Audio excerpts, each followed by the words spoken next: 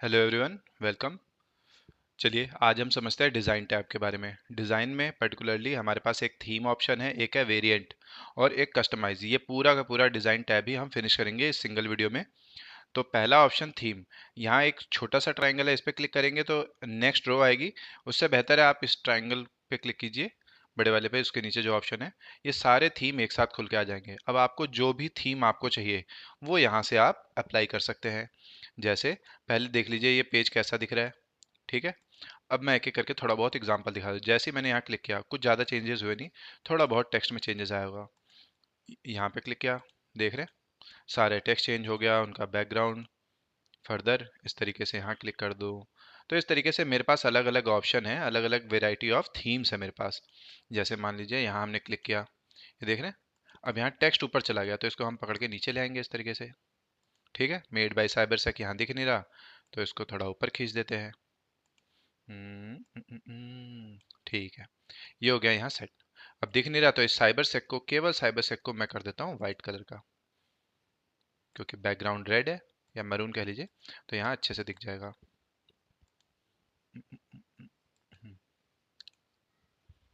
ठीक है, अब देख रहे हैं generation of computer made by साइबर सेक। अब आगे देखिए, ये सारी चीजें कहीं ना कहीं चेंज हो गई। तो ये हमारा थीम। थीम के अंदर अब बात कर लेते हैं पर्टिकुलर वेरिएंट की। यानी जैसे अभी आप देख रहे हैं ये सारा मरून और रेड के मिक्सचर में है, वहीं पे ये ऑरेंज। ठीक है, देख रहे हैं सारा चेंज हो गया। क्लियर। अब यही मैं आगे क्लिक करता हूँ, ये हल्का सा इस शेड में, ये ब्लू शेड में। अब अगर मैं चाहता हूं कि मेरा फर्स्ट पेज रेड रहे, बाकी ये जैसे पेज है ये ऑरेंज या ये दूसरे कलर्स में करना है, तो वही चीज़ यहाँ से आप पर्टिकुलर सेलेक्ट करके भी कर सकते हैं। जैसे मैंने सेकंड स्लाइड या फिर कंट्रोल प्रेस करके सेकंड, थर्ड और भी मल्टीपल सेलेक्ट कर सकता हूँ। वहीं पे गए जिसमें भी हमें कन्वर्ट करना, उसके ऊपर गए, राइट क्लिक करिए, अप्लाई टू ऑल स्लाइड, यानी क्या सब पे अप्लाई करना है, या फिर अप्लाई टू सेलेक्टेड स्लाइड्स, यानी जिन जिन को आपने सेलेक्ट कर रखा है उन पे। देखिए अप्लाई टू सेलेक्टेड क्लिक किया, पहला और चौथा एज इट इज है, लेकिन सेकंड और थर्ड चेंज हो गया है। ठीक है, तो इस चीज़ का ध्यान रखना है यहाँ पे बस। और फर्दर अगर आप यहाँ क्लिक करेंगे तो और भी मल्टी कलर में आपको ऑप्शंस दिख जाएंगे। देख रहे हैं पीछे बैकग्राउंड में चेंज होता हुआ। तो जरूरी नहीं है कि अगर थीम में जो ऑप्शन दिख रहा है वही थीम के अंदर आके वेरिएंट, वेरिएंट के आगे भी आप पर्टिकुलर चेंजेस कर सकते हैं। देख रहे हैं एक ही साथ आपको कई सारी चीज़ें चेंज हो रही हैं।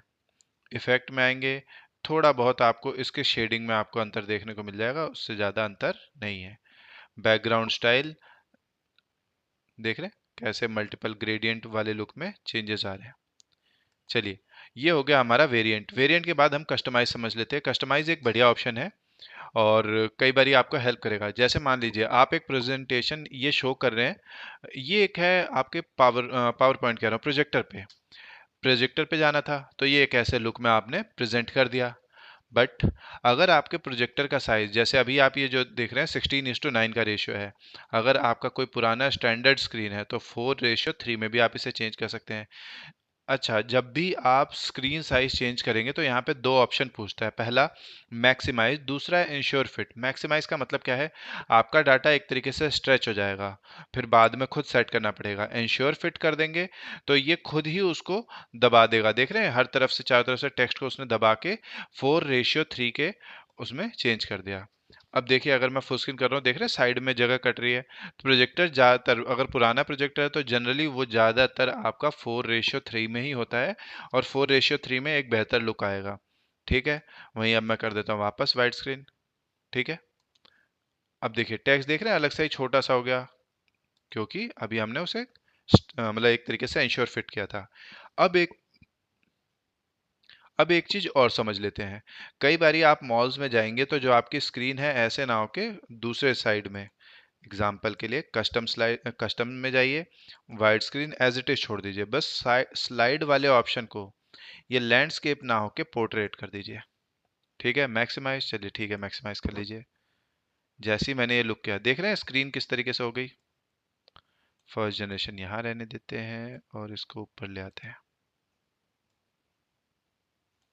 चलिए, बस ये वाला पेज मैं आपको दिखाता हूँ। कई बार आपने मॉल्स में देखा होगा, जो आपकी डिस्प्ले होती है वो इस तरीके से स्टैंडिंग में खड़ा कर देते हैं और उसमें प्रेजेंटेशन चल रही होती है। ठीक है। तो ये हम कैसे प्रेजेंटेशन कैसे चला सकते हैं, चलिए मैं आपको एक दो को इनको छोटा कर देता हूँ, फिर आपको चीज़ें ज़्यादा बेहतर समझ में आएंगी। जैसे जनरेशन ऑफ कंप्यूटर हमने यहाँ सेट कर दिया, मेड बाय साइबरसेक इधर सेट कर देते हैं। नेक्स्ट पेज, ये जनरेशन वाली चीज़ को हम यहाँ ले आते हैं और नीचे दिए हुए कंटेंट को इधर दूर से दिख जाए, कंट्रोल ए, इनका साइज हमने थोड़ा बड़ा कर दिया।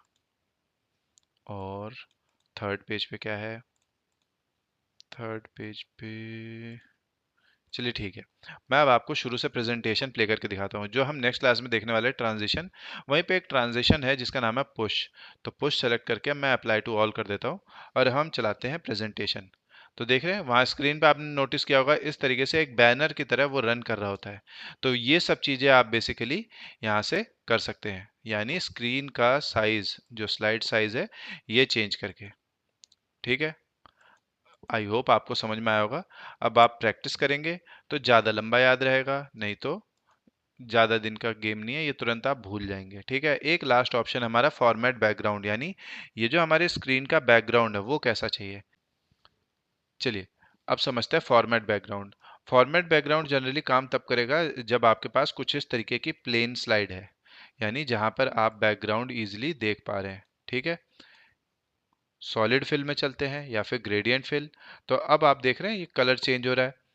हाँ, यदि आपके पास इस तरीके का एक सॉलिड बैकग्राउंड वाला थीम लगा हुआ है तो शायद आपको बैकग्राउंड का कलर चेंज होता हुआ ना दिखाई दे। तो इसके लिए क्या करना है, आप कोई प्लेन थीम ले लीजिए और वेरिएंट में भी प्लेन वेरिएंट, और सॉलिड, ग्रेडियंट, पिक्चर, पैटर्न, आपको जो भी फिल करना है। जैसे मान लीजिए बैकग्राउंड है ना, मैं जूम कर लेता हूँ, पैटर्न फिल, यानी कुछ इस तरीके का पैटर्न, थोड़ा सा आंखों में चुभ रहा होगा देखने में, बट देख रहे हैं कैसा पैटर्न बन गया। हाँ जी, तो इस तरीके का यहाँ से पैटर्न फिल कर सकते हैं, या फिर कोई picture fill, gradient fill, gradient fill, जिसमें आप अलग अलग कलर अपने हिसाब से सिलेक्ट करके लगा सकते हैं। ठीक है, ग्रेडियंट फिल प्रैक्टिस कीजिए क्योंकि ये एक बहुत बढ़िया ऑप्शन है और आपको कई बार हेल्प करेगा। तो ये हो गया हमारा थीम, वेरिएंट, स्लाइड साइज और फॉर्मेट बैकग्राउंड। हम मिलेंगे नेक्स्ट वीडियो में जिसमें हम समझेंगे ट्रांजिशन, इफेक्ट लगाने का तरीका, थोड़ा बहुत साउंड, ड्यूरेशन कैसे सेट करते हैं स्लाइड का, और स्लाइड अपने आप चलती रहे। जैसे मैं अभी प्रेजेंटेशन प्ले कर दे रहा हूँ लेकिन नेक्स्ट स्लाइड अपने आप नहीं आ रही, उसके लिए मुझे माउस क्लिक करना पड़ रहा है, रीजन यहाँ पे सिलेक्टेड है। ठीक है, तो अब मिलेंगे हम नेक्स्ट वीडियो में, बाय बाय।